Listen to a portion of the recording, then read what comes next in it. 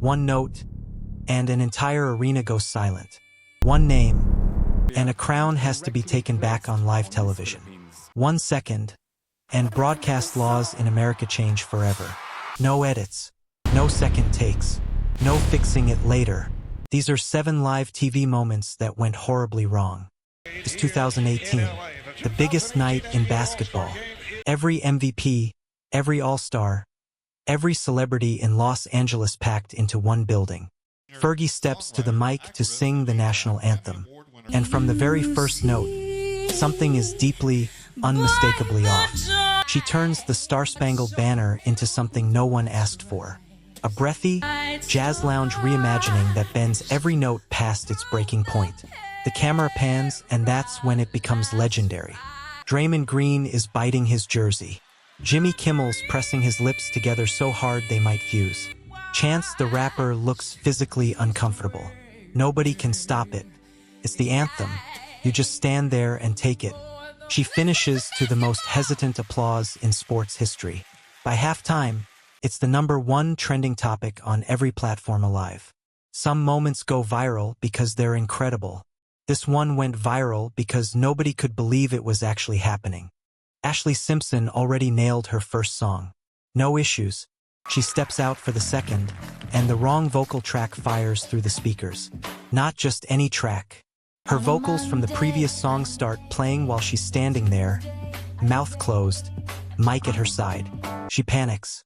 Does this strange little hoedown shuffle on stage. Feet moving, arms swinging, like her body glitched before her brain could catch up.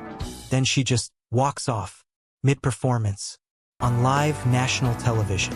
The studio audience goes completely dead. Host Jude Law stares into the camera like he's silently asking for help.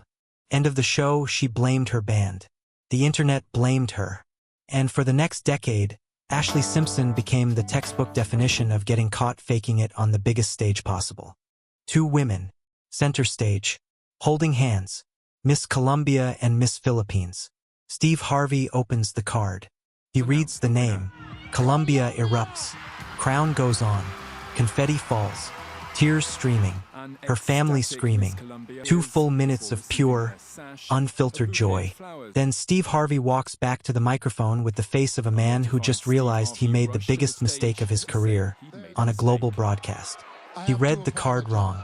Colombia was first runner-up. Philippines was the winner. What happens next is the most painful correction in television history. They remove the crown from a woman who is visibly breaking down. Miss Philippines stands there not knowing whether to smile or cry. The audience gasps so loud you can hear it through the broadcast mix. Harvey apologized on live TV, then misspelled both countries on Twitter minutes later. The man could not buy a break that night. This one hits different. Not because it's funny, because it genuinely hurts. Adele is performing All I Ask at the Grammys. 30 seconds in, the sound collapses. Audio drops. Something metallic rattles through the speakers. Guitar strings buzz against the mic rigging. The entire mix falls apart. She keeps singing, but you can see it in her eyes. She knows.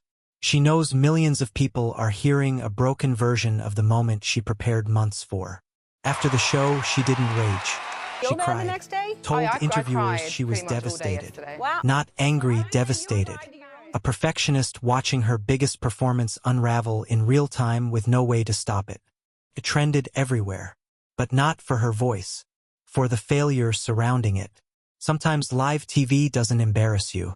It just quietly breaks your heart.